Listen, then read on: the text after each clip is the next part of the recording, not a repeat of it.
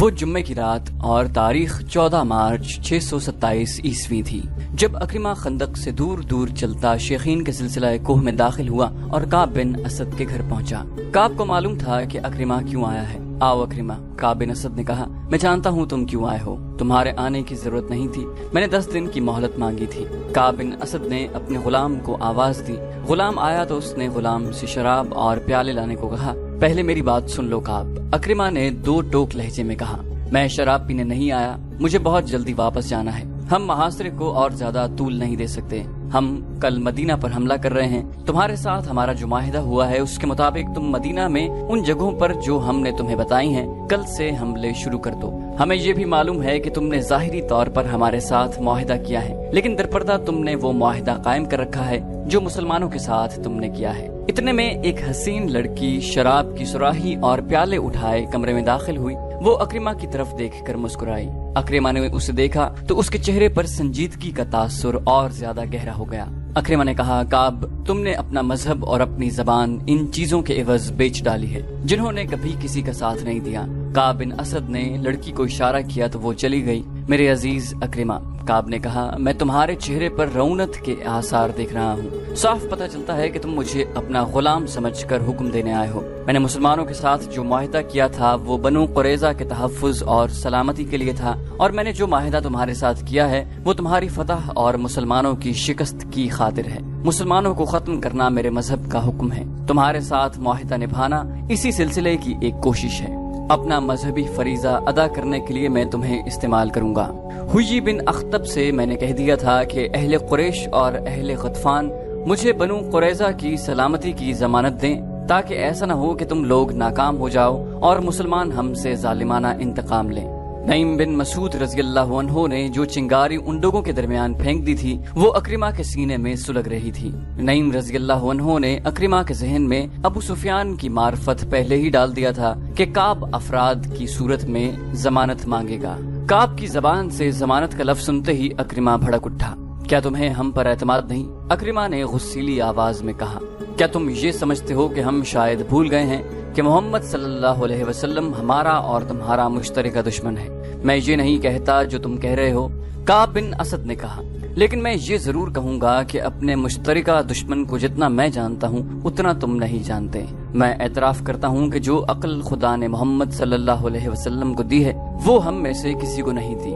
میں اس کی ضمانت چاہتا ہوں۔ کہو، اکرمہ نے پوچھا کہ تمہیں کیسی ضمانت چاہیے؟ قبیلہ قریش کے چند ایک سرکردہ افراد ہمارے پاس بھیج دو۔ کعب بن اسد نے کہا، میں کوئی نئی بات نہیں کر رہا، یہ ہمارا تمہارا دستور ہے، اس رواج اور شرط سے تم واقف ہو۔ میں نے ضمانت کے طور پر یرغمال میں لینے والے آدمیوں کی تعداد نہیں بتائی، یہ تعداد تم خود مقرر کر لو۔ تم جانتے ہو کہ معاہدے کی خلاف ورزی کرو گے تو تمہارے ان سرکردہ افراد کو ہم قتل کر دیں گے۔ اکرمہ نے بھڑکی ہوئی آواز میں کہا، انہیں تم قتل نہیں کرو گے، تم انہیں مسلمانوں کے حوالے کر دو گے۔ کعب بن اسد نے حیرت اور پریشانی کے لہجے میں پوچھا، یہ تم کیا کہہ رہے ہو اکرمہ؟ کیا تم مجھے اتنا ذلیل سمجھتے ہو کہ میں تمہیں یہ دھوکہ دوں گا کہ تمہارے قبیلے کے سرداروں کو مسلمانوں کے ہاتھوں قتل کراؤں گا؟ مجھ پر اعتبار کرو۔ اکرمہ نے غصے کے عالم میں کہا کہ یہودی پر اعتبار کرنا ایسا ہی ہے جیسے کسی نے سانپ پر اعتبار کر لیا ہو۔ اگر تم اپنے آپ کو اتنا ہی قابل اعتبار سمجھتے ہو تو کل مدینہ میں ان چھوٹے قلعوں پر حملے شروع کر دو جہاں پر مسلمانوں نے اپنی عورتوں اور بچوں کو رکھا ہے۔ کعب نے کہا، کل ہفتے کا دن ہے، ہفتے کا دن یہودیوں کا ایک مقدس دن ہوتا ہے جسے ہم سبت کہتے ہیں۔ اس روز عبادت کے سوا ہم اور کوئی کام نہیں کرتے۔ کوئی یہودی سبت کے دن کوئی کام یا کاروبار کرے یا کسی پر حملہ کرے تو خدائے یہودا اسے انسان سے خنزیر یا بندر کی شکل میں تبدیل کر دیتا ہے۔ اکرمہ دیکھ چکا تھا کہ کعب بن اسد کی نیت ٹھیک نہیں ہے، وہ شراب پیتا چلا جا رہا تھا۔ اکرمہ نے شراب پینے سے انکار کر دیا تھا۔ اس نے ابو سفیان سے کہا تھا کہ وہ فیصلے کر کے ہی واپس آئے گا، تم کل حملہ کرو یا ایک دن بعد کرو، ہم تمہاری نیت کو عملی صورت میں دیکھ کر فیصلہ کریں گے کہ تمہیں یرغمال میں اپنے آدمی دیے جائیں یا نہ دیے جائیں۔ اکرمہ نے کہا، اور اس سے پہلے ہم تمہیں ایک آدمی بھی نہیں دیں گے، میں کہہ چکا ہوں کہ یرغمال کے بغیر ہم کچھ نہیں کریں گے۔ کعب بن اسد نے کہا، جو ہی تمہارے آدمی ہمارے پاس پہنچ جائیں گے ہم تمہاری منشا کے مطابق مدینہ کے اندر کھلبلی مچا دیں گے۔ تم دیکھنا کہ ہم محمد صلی اللہ علیہ وسلم کی پیٹھ میں کس طرح چھرا گھونپ کر انہیں شہید کرتے ہیں۔ اکرمہ اٹھ کھڑا ہوا اور غصے میں بولا، تم بدنیت ہو، تمہاری نیت صاف ہوتی تو تم کہتے کہ مجھے کسی ضمانت کی ضرورت نہیں، آؤ مل کر مسلمانوں کو مدینہ کے اندر ہمیشہ کے لیے ختم کر دیں۔ کعب بن اسد نے عکرمہ کا غصہ دیکھتے ہوئے کہا، مجھے اگر حکم ماننا ہی ہے تو میں محمد صلی اللہ علیہ وسلم کا حکم کیوں نہ مانوں؟ ہم مسلمانوں کے ساتھ رہتے ہیں، جو تحفظ ہمیں ان سے مل سکتا ہے وہ تم نہیں دے سکو گے۔ مورخ ابن حشام اور ابن سعد نے لکھا ہے کہ نعیم بن مسعود رضی اللہ عنہ کا چھوڑا ہوا تیر نشانے پر لگا۔ عکرمہ غصے کے عالم میں کعب بن اسد کے گھر سے نکلا۔ یہودیوں اور اہل قریش کا معاہدہ جو اگر برقرار رہتا تو مسلمانوں کی کمر ٹوٹ جاتی۔ جب عکرمہ کعب بن اسد سے ملنے جا رہا تھا اس وقت نعیم بن مسعود رضی اللہ عنہ اپنے قبیلے کے سردار غطفان کے پاس بیٹھے تھے۔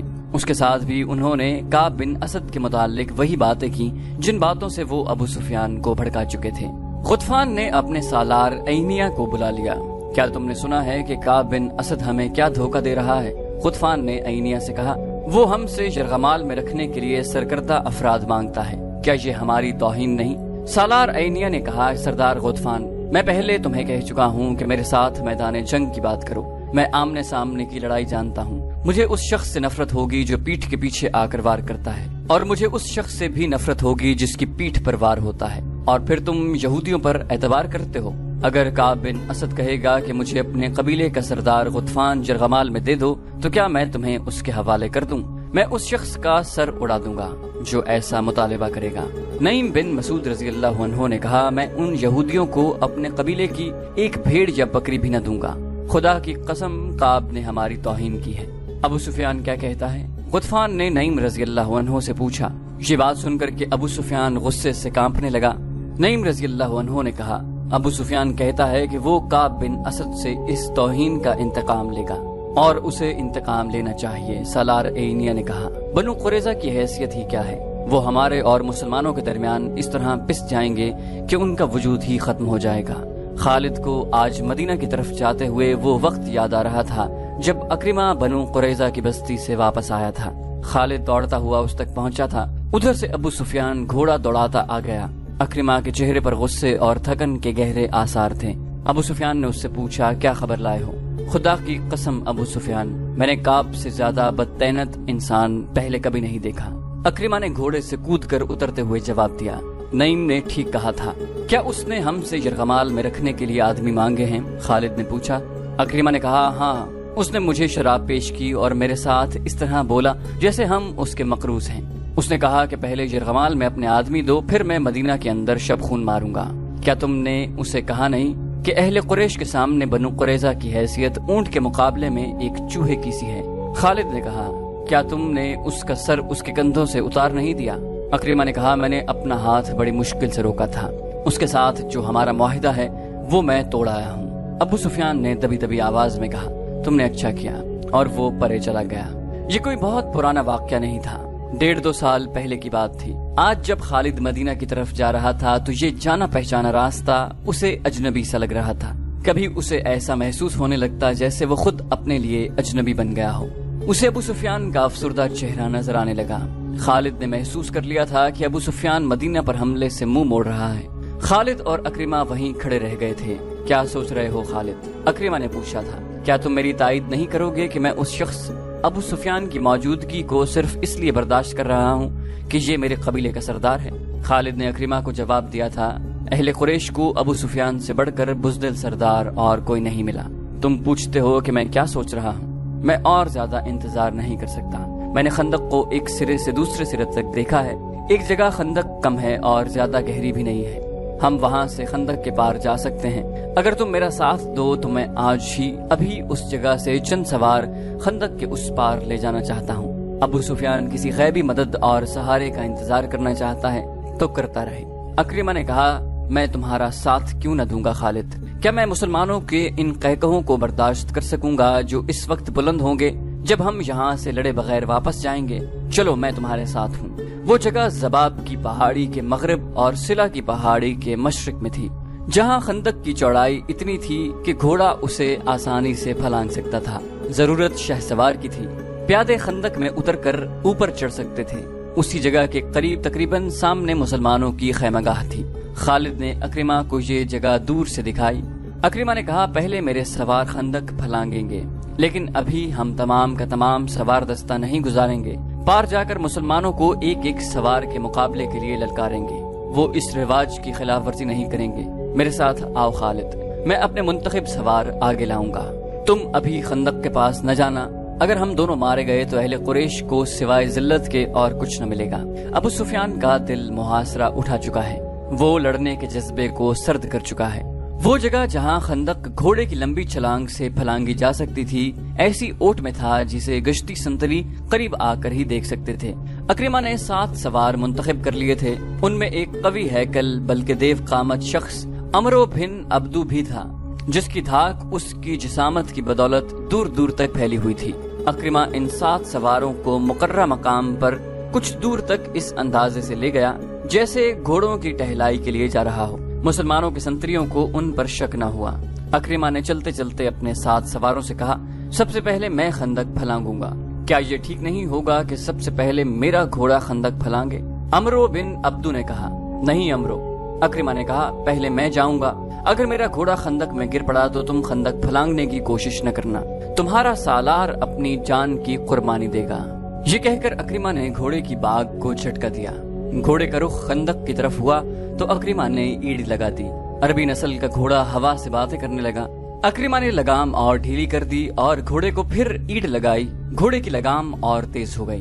خندق کے کنارے پر جا کر اکرمہ گھوڑے کی پیٹھ سے اٹھا اور آگے کو جھک گیا، گھوڑا ہوا میں بلند ہو گیا۔ خالد کچھ دور کھڑا دیکھ رہا تھا، قبیلہ قریش کے بہت سے لشکری دیکھ رہے تھے، زمین اور آسمان دیکھ رہے تھے، تاریخ دیکھ رہی تھی۔ گھوڑے کے اگلے پاؤں خندق کے دوسرے کنارے سے کچھ آگے اور پچھلے پاؤں عین کنارے پر لگے۔ گھوڑا رفتار کے زور پر آگے چلا گیا، اس کی اگلی ٹانگیں دوہری ہو گئیں، اس کا منہ زمین سے لگا۔ اکرمہ گرتے گرتے بچا، گھوڑا بھی سنبھل گیا اور اکرمہ بھی۔ اسے اپنے پیچھے للکار سنائی دی، آگے نکل جاؤ اکرمہ۔ اکرمہ نے پیچھے دیکھا، عمرو بن عبدو کا گھوڑا ہوا میں اڑا آ رہا تھا، عمرو رکابوں پر کھڑا آگے کو جھکا ہوا تھا۔ کسی کو توقع نہ تھی کہ اتنے وزنی سوار کے نیچے گھوڑا خندق پھلانگ جائے گا، لیکن گھوڑا اسی جگہ جا پڑا جہاں اکرمہ کا گھوڑا گرا تھا۔ عمرو کے گھوڑے کی ٹانگیں ایسی دوہری ہوئیں کہ منہ کے بل گرا اور ایک پہلو پر لڑک گیا۔ عمرو گھوڑے کی پیٹھ سے لڑک کر قلابازیاں کھاتا گیا۔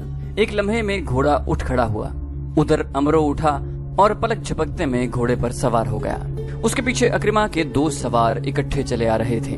خندق کے کنارے پر آ کے دونوں سواروں نے اپنے گھوڑوں کی پیٹھیں خالی کر دی اور ان کے گردنوں پر جھک گئے۔ دونوں گھوڑے خندق پھیلانگ آئے۔ اہل قریش کے لشکر نے داد و تحسین کے نعرے لگائے۔ اس شور سے مسلمان پہرے دار دوڑے آئے۔ اتنے میں اکرمہ کے 2 اور گھوڑے اپنے سواروں کو اٹھائے خندق کے کنارے سے ہوا میں اٹھے۔ ان کے پیچھے 7 میں سے باقی سواروں نے بھی اپنے گھوڑوں کو ایڑ لگا دی۔ تمام گھوڑے خندق پھلانگ آئے۔ ٹھہر جاؤ، اکرمہ نے مسلمان سنتریوں کو بلند آواز میں کہا، کوئی اور گھوڑا خندق کے اس طرف نہیں آئے گا۔ محمد کو بلاؤ، تم میں سے جو سب سے زیادہ بہادر ہے اسے لاؤ، وہ میرے ایک آدمی کا مقابلہ کرے اور اسے گرا لے تو ہم سب کو قتل کر دینا۔ خدا کی قسم ہم تمہارا خون اس ریت پر چھڑک کر واپس چلے جائیں گے۔ مسلمانوں کی اجتماع گاہ میں کھلبلی مچ گئی۔ ایک شور تھا، قریش اور غطفان نے خندق عبور کر لی ہے۔ مسلمانوں، تمہارے امتحان کا وقت آ گیا ہے، ہوشیار خبردار، دشمن آ گیا ہے۔ رسول اللہ صلی اللہ علیہ وسلم نے مسلمانوں کو بے قابو نہ ہونے دیا۔ آپ صلی اللہ علیہ وآلہ وسلم نے دیکھ لیا تھا کہ اہل قریش خندق کے پار کھڑے کہے لگا رہے تھے، وہ مسلمانوں کا مذاق بھی اڑا رہے تھے، پھپتیاں بھی کس رہے تھے۔ رسول کریم صلی اللہ علیہ وسلم اس جگہ پہنچے جہاں اکرمہ اور اس کے سوار کھڑے للکار رہے تھے۔ رسول کریم صلی اللہ علیہ وآلہ وسلم کے ساتھ حضرت علی رضی اللہ عنہ بھی تھے۔ آپ نے صورتحال کا جائزہ لیا تو سمجھ گئے کہ اکرمہ انفرادی مقابلے کے لیے آیا ہے۔ آپ صلی اللہ علیہ وسلم اور حضرت علی کو دیکھ کر عمرو بن عبدو نے اپنا گھوڑا آگے بڑھایا۔ اس نے للکارا، قسم ہے حبل اور عزا کی، تم میں مجھے کوئی ایک بھی نظر نہیں آ رہا جو میرے مقابلے میں اتر سکے۔ مورخ عینی شاہدوں کے حوالے سے لکھتے ہیں کہ مسلمانوں کی خاموشی گواہی دے رہی تھی کہ ان پر عمرو کا خوف طاری ہو گیا ہے۔ وجہ یہ تھی کہ عمرو کی جسامت اور طاقت کے ایسے ایسے قصے مشہور تھے جیسے وہ مافوق الفطرت طاقت کا مالک ہو، دیکھا شاید کسی نے بھی نہیں تھا، لیکن سب کہتے تھے کہ امرو گھوڑے کو اپنے کندھے پر اٹھا سکتا ہے اور وہ 500 گھڑ سواروں کو اکیلا شکست دے سکتا ہے۔ اس کے متعلق ہر کوئی تسلیم کرتا تھا کہ اسے نہ کوئی گرا سکا ہے نہ کوئی گرا سکے گا۔ ابو سفیان خندق کے پاس کھڑا دیکھ رہا تھا، خالد اور صفوان بھی دیکھ رہے تھے، غطفان، عینیہ اور ان کا تمام لشکر دیکھ رہا تھا، اور نعیم بن مسعود رضی اللہ عنہ بھی غیر مسلموں کے لشکر میں دم بخود کھڑے تھے۔ میں جانتا ہوں تم میں سے کوئی بھی آگے نہیں آئے گا۔ عمرو بن عبدو کی للکار ایک بار پھر گرجی، خندق کے پار قریش کا قہقہا بلند ہوا اور کئی پھپتیاں سنائی تھی۔ حضرت علی رضی اللہ عنہ نے رسول خدا صلی اللہ علیہ وسلم کی طرف دیکھا۔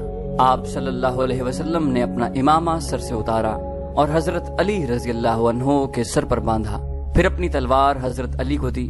مورخ ابن سعد نے لکھا ہے کہ رسول کریم کی سرگوشی سنائی دی، علی کا مددگار تو ہی ہے میرے اللہ۔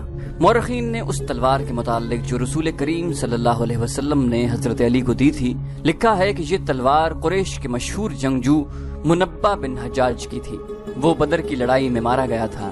فاتح مجاہدین نے یہ تلوار حضور صلی اللہ علیہ وسلم کو پیش کی تھی، آپ نے اس کے بعد یہی تلوار اپنے پاس رکھی۔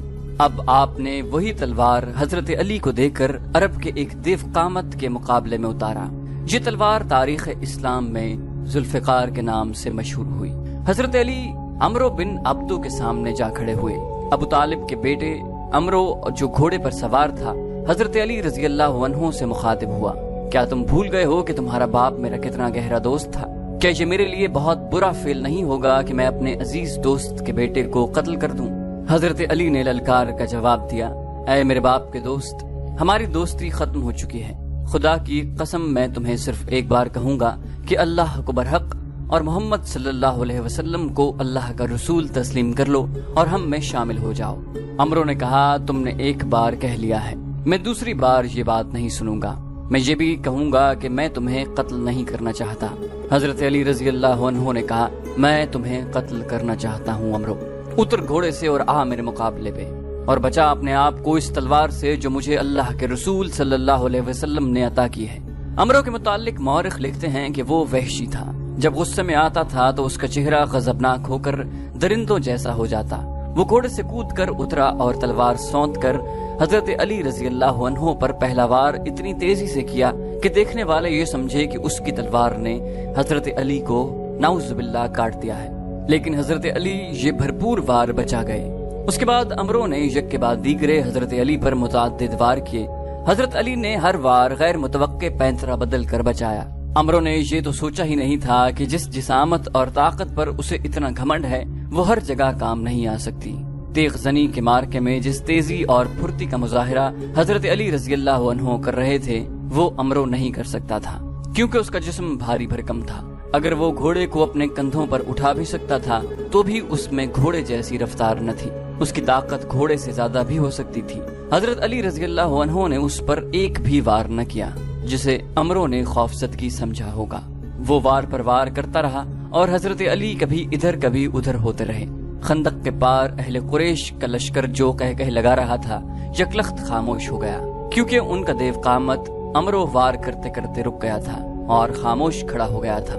وہ ہانپ رہا تھا، وہ غالباً حیران تھا کہ یہ نوجوان جو قد بت میں اس کے جسم کے 20واں حصہ بھی نہیں ہے اس سے مروب کیوں نہیں ہوا۔ دراصل عمرو تھک گیا تھا۔ حضرت علی رضی اللہ عنہ نے جب اس کی یہ حالت دیکھی کہ وہ اپنی طاقت اتنے سارے وار کرتے کرتے صرف کر چکا ہے اور حیران و پریشان کھڑا ہے، تو حضرت علی نے یہ حیران کن مظاہرہ کیا کہ تلوار پھینک کر بجلی کسی تیزی سے عمرو پر جھپٹے اور اچھل کر اس کی گردن اپنے ہاتھوں میں دبوچ لی۔ اس کے ساتھ ہی حضرت علی رضی اللہ عنہ نے عمرو کی ٹانگوں میں اپنی ٹانگ ایسے پھنسائی کہ وہ پیٹھ کے بل گرا۔ اس نے اپنی گردن چھڑانے کے لیے بہت زور لگایا، لیکن اس کی گردن حضرت علی رضی اللہ عنہ کے آہنی گرفت سے آزاد نہ ہو سکی۔ حضرت علی رضی اللہ عنہ نے اس کی گردن سے ایک ہاتھ ہٹا کر کمر بند سے خنجر نکالا اور اس کی نوک عمرو کی شہرگ پر رکھ دی۔ اب بھی میرے اللہ کے رسول صلی اللہ علیہ وسلم پر ایمان لے آؤ تو میں تیری جان بخشی کر دوں گا، حضرت علی نے کہا۔ عمرو بن عبدو نے جب دیکھا کہ اس کی وہ طاقت جس سے اہل عرب لرزتے تھے بیکار ہو گئی ہے تو اس نے یہ اوچھی حرکت کی کہ حضرت علی کے منہ پر تھوک دیا۔ دیکھنے والے ایک بار پھر حیران رہ گئے، کیونکہ حضرت علی رضی اللہ عنہ خنجر سے اس کی شہرگ کاٹ دینے کی بجائے اٹھ کھڑے ہوئے تھے۔ انہوں نے خنجر کمر بند میں اڑس لیا اور ہاتھ سے اپنا چہرہ صاف کیا۔ عمرو اب اس طرح اٹھا جیسے اس کی جسم کی طاقت ختم ہو چکی ہو۔ صرف اسے ہی نہیں، ہر کسی کی توقع تھی کہ حضرت علی اسے زندہ نہیں اٹھنے دیں گے، لیکن حضرت علی رضی اللہ عنہ بڑے آرام سے پیچھے ہٹے۔ انہوں نے کہا، عمرو، میں نے اللہ کے نام پر تیرے ساتھ زندگی اور موت کا مقابلہ کیا ہے، لیکن تو نے میرے منہ پر تھوک کر میرے دل میں ذاتی دشمنی پیدا کر دی ہے۔ میں تجھے ذاتی دشمنی کی بنا پر قتل نہیں کروں گا، کہیں ایسا نہ ہو کہ میرے خدا کو میرا یہ انتقام اچھا نہ لگے۔ جا یہاں سے اپنی جان لے کر واپس چلا جا۔ عمرو شکست تسلیم کرنے والا آدمی نہیں تھا۔ مورخ لکھتے ہیں کہ میدان میں اس کی یہ پہلی ہار تھی جسے وہ برداشت نہ کر سکا۔ اس نے اپنی ہار کو جیت میں بدلنے کے لیے یہ اوچھی حرکت کی کہ تلوار نکال کر حضرت علی پر جھپٹ پڑا۔ حضرت علی اس حملے کے لیے تیار نہ تھے، لیکن ان کی کامیابی کے لیے رسول خدا نے خدا سے دعا مانگی تھی۔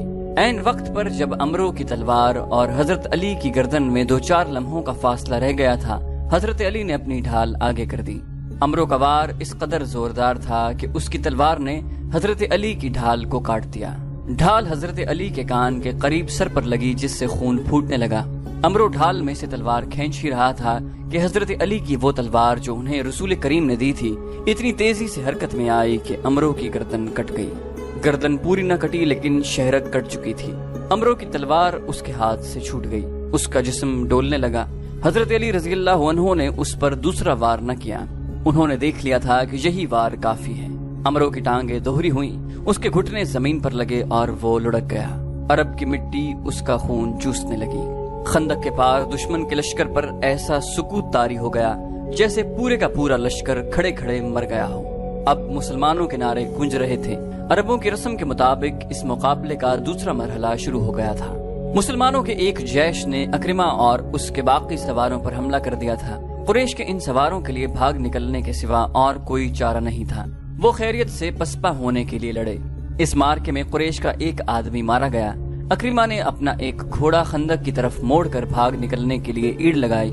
خندق پھلانگنے سے پہلے اکرمہ نے اپنی برچھی پھینک دی۔ ان میں سے ایک سوار جس کا نام خالد بن عبداللہ تھا خندق کو پھلانگ نہ سکا۔ اس کا گھوڑا خندق کے اگلے کنارے سے ٹکرایا اور خندق میں جا پڑا۔ وہ اٹھ کر کنارے پر چڑھنے کی کوشش کرنے لگا، لیکن مسلمانوں نے اس پر پتھروں کی بوچھاڑ کر دی اور وہ وہیں ختم ہو گیا۔ رسول کریم صلی اللہ علیہ وآلہ وسلم نے حکم دیا کہ خندق کے اس مقام پر مستقل پہرے کا انتظام کر دیا جائے، کیونکہ وہاں سے خندق پھلانگی جا سکتی تھی۔ دوسرے دن خالد اپنے گھڑ سوار دستے میں سے چند ایک جانباز سوار منتخب کر کے خندق عبور کرنے کو چل پڑا۔ ابو سفیان نے اسے کہا، خالد رک جاؤ، کیا تم نے کل اکرمہ کے سواروں کا انجام نہیں دیکھا؟ اب مسلمانوں نے وہاں پہرے کا اور زیادہ مضبوط انتظام کر دیا ہوگا۔ کیا یہ بہتر نہیں کہ لڑے بغیر واپس جانے کی بجائے تم میری لاش میرے گھوڑے پر رکھ کر مکہ لے جاؤ؟ خالد نے کہا، اگر ہم ایک دوسرے کے انجام سے ڈرنے لگے تو وہ دن بہت جلد طلوع ہوگا جب ہم مسلمانوں کے غلام ہوں گے۔ میں تمہیں نہیں روکوں گا میرے دوست، اکرمہ نے خالد سے کہا، لیکن میری ایک بات سن لو، اگر تم میری شکست کا انتقام لینے جا رہے ہو تو رک جاؤ۔ تمہیں قریش کی عظمت عزیز ہے تو ضرور جاؤ۔ آج مدینہ کی طرف جاتے ہوئے خالد کو وہ لمحے یاد آ رہے تھے۔ اسے نہ اس وقت یہ خیال آیا تھا نہ آج کہ وہ یہ جانتے ہوئے بھی کہ خندق عبور کر کے بھی مارا جائے گا، نہ عبور کر سکا تو بھی مارا جائے گا، وہ کیوں خندق کی طرف چل پڑا تھا۔ تعاقب میں جانے والے مسلمان سوار اس وقت واپس آئے جب رات بہت گہری ہو چکی تھی۔ خدا کی قسم انہوں نے واپس آ کر بتایا، وہ جو ہمارے عقیدے کو توڑنے اور مدینہ کی اینٹ سے اینٹ بجانے آئے تھے، وہ مدینہ سے اتنی دہشت لے کر گئے ہیں کہ رک نہیں رہے، کہیں پڑاؤ نہیں کر رہے۔ کیا راتوں کو مسافر پڑاؤ نہیں کیا کرتے؟ کیا لشکر راتوں کو بھی چلتے رہتے ہیں؟ وہی چلتے رہتے ہیں جو منزل تک بہت جلدی پہنچنا چاہتے ہوں۔ احادیث اور مورخوں کی تحریروں کے مطابق رسول کریم صلی اللہ علیہ وسلم کو جب یقین ہو گیا کہ دشمن گھبراہٹ کے عالم میں بھاگا ہے اور ایسا امکان ختم ہو چکا ہے کہ وہ منظم ہو کر واپس آ جائے گا، تب آپ صلی اللہ علیہ وسلم نے کمر سے تلوار کھولی، خنجر اتار کر رکھ دیا اور اللہ کا شکر ادا کر کے غسل کیا۔